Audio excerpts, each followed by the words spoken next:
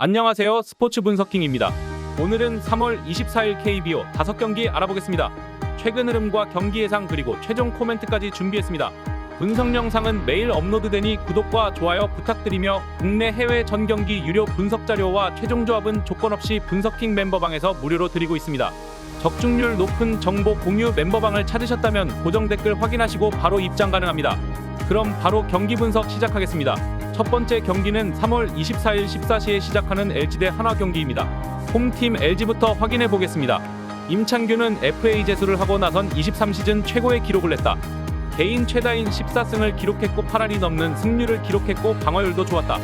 호심 패스트볼 구속이 140대 초반이지만 슬라이더와 체인지업, 커브 등 다양한 구종을 뿌리며 상대 타선을 요리했다.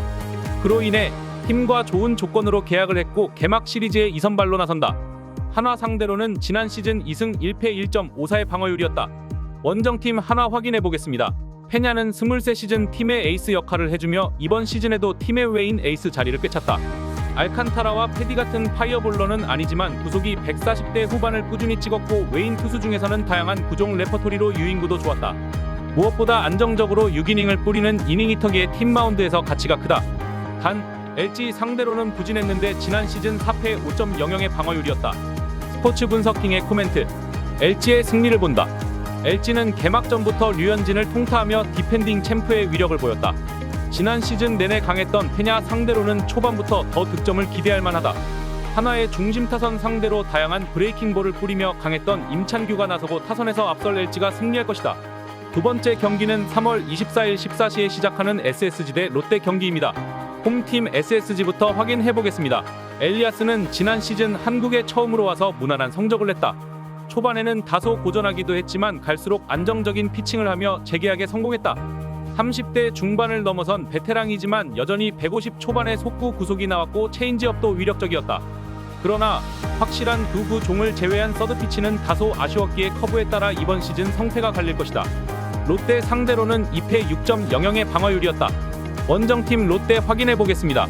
박세웅은 지난 시즌을 5연승으로 마치며 팀의 에이스임을 증명했다. 지난 시즌 초반 호투에도 워낙 승운이 따르지 않는 투수였는데 마무리를 잘했다. 국내 투수 중 안우진과 곽빈 정도를 제외하면 가장 빠른 평균 구속에 포심을 뿌릴 수 있고 슬라이더도 리그 탑 10안에 들어간다. 쓱 상대로는 지난 시즌 5차례 선발 등판에서 3승 1패 2.43의 방어율이었다. 스포츠 분석킹의 코멘트. SSG의 승리를 본다. 롯데는 1차전 김광현이 나온 홈팀 상대로 15차례의 출루를 했음에도 득점권 타율 난조로 득점을 뽑지 못했다. 전준우와 노진혁 등의 타점이 나왔지만 유강남과 고승민 등이 역할을 하지 못한 경기였다. 엘리아스가 초반 속구 위주로 롯데 타선을 공략할 것이고 최지훈과 최정이 해결할 쓰기 연승할 것이다.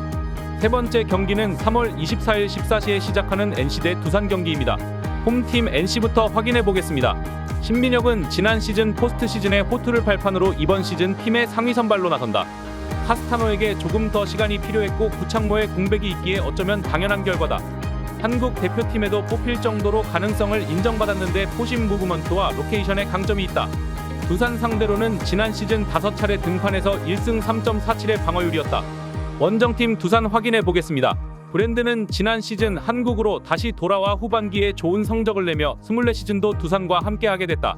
좌완으로 파이어볼러 유형은 아니지만 포심 평균 구속이 140대 초중반을 넘나들 수 있고 커브와 체인지업, 슬라이더와 투심 등 다양한 구종을 뿌릴 수 있다. 피장타 허용도 적은 투수기에 쉽게 무너지지 않는다. NC 상대로는 두 경기에서 승패 없이 3.00의 방어율이었다. 스포츠 분석킹의 코멘트. 두산의 승리를 본다. NC는 1차전에서 알칸타라가 내려간 이후 상대 불펜을 공략하며 역전승을 따냈다. 데이비스는 한국 무대 첫 안타를 끝내기 안타로 치는 등 출발이 좋았다. 그러나 불펜에 불안감이 있던 두산이기에 이승엽 감독이 브랜든의 투구 이닝을 늘릴 것이고 변수를 허용하지 않을 것이다. 양의지와 허경민, 김재환이 속구를 공략할 두산이 승리할 것이다. 네 번째 경기는 3월 24일 14시에 시작하는 KT 대 삼성 경기입니다. 홈팀 KT부터 확인해 보겠습니다.